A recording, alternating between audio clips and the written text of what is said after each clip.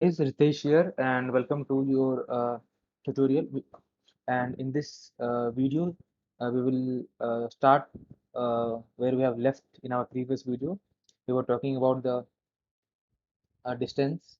We were talking about the distance of a point from a particular line. From a particular line. So now we will see how calculating the distance of the point from the particular line will help us in deriving the whole formula of logistic regression.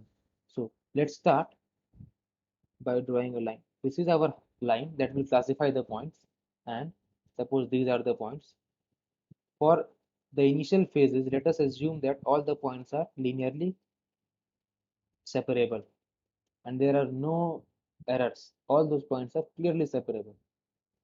After that, we will also see for those cases where the lines are, or sorry, where the points don't lie very far away from each other in groups.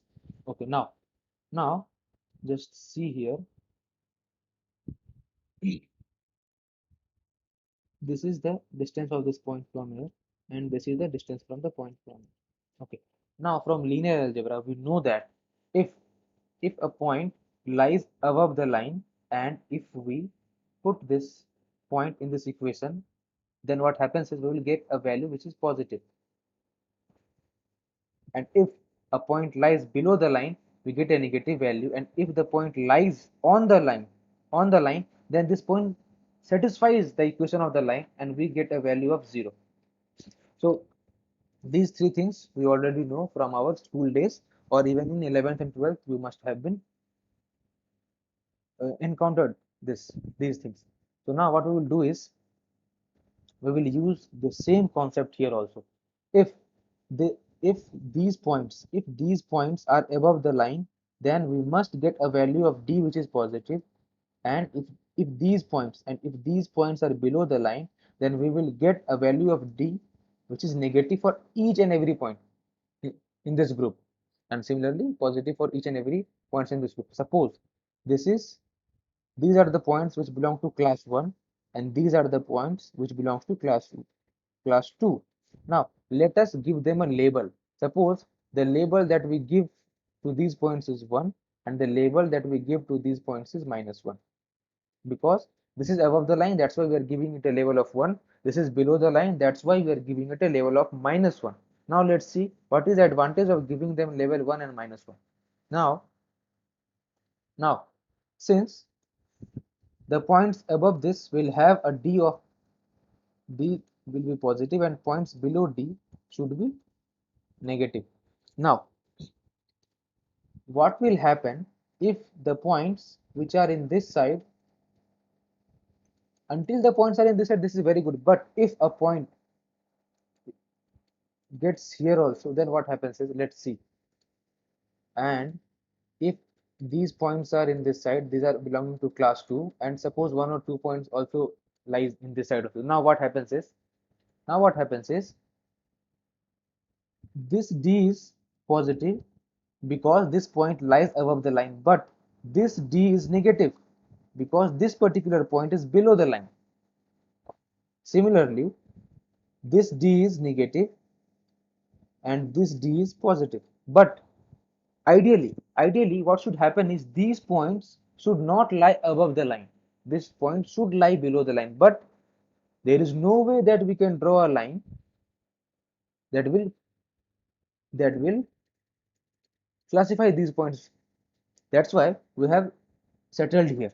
Now these are the misclassification. You can easily see it that we have misclassified the point. Now how to incorporate this information in our formula? So the simple way is, these are, suppose the label y of these type of points, these are the points that belong to class 1 is 1, we have seen previously, and these points are -1. Now if we multiply d with y, we will get a positive value if classification is correct. And y into d will be negative if classification is incorrect. Now let's see here. Suppose for the points whose y is equals to 1 or which belongs to class 1, d is positive when they are above the line. When they are above the line, therefore multiplying d with y, which is d multiplied by 1, is positive. But if for these points, if these points are below the line, we will have a negative d. We will have a negative d. If it is below the line, then multiplying it with y will be minus d multiplied by 1, that is negative. Similarly, for the points which are belonging to class 2, we can say that d is negative when it is below the line. And if it is below the line, that is the correct classification. And when we will multiply minus d with minus 1. Why with minus 1? Because y is minus 1 for these points. This will give us a positive value. Now, when these points are above the line, for these cases where we have done misclassification, d is positive when it is above the line, and then multiplying d with minus 1 will give us a negative value, which means that we have misclassified the point. So I think I have made my point very clear. So now what happens is, now we have to focus that we get maximum positive values, means we get maximum correct classifications. We get maximum correct classification.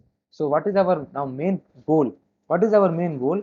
Our main goal is to add all d and y from I equals to 1 to n. This is di and this is yi. I is for the data point. Suppose we have 100 points. Suppose we have 100 points in our whole data set. Then from I equals to 1 to 100. For generalization, I have written n. And we have to maximize this. We have to maximize this. We have to maximize this particular value. When we will maximize this particular value, then we will have the best classification. I think until this point, it is very clear why we are using this d, that is the distance of the point from the line, from the given hyperplane or from the given line that is classifying those points, and yi is the label of that particular point, whether that is belonging to class 1 or class 2. So until this is, I think, good. So thanks for watching this video, and I will see you in the next video where we will see what is the disadvantage of just using this and how we can modify it to handle the cases that we have not seen till now. So I will see you in the next video. Thanks for watching the video.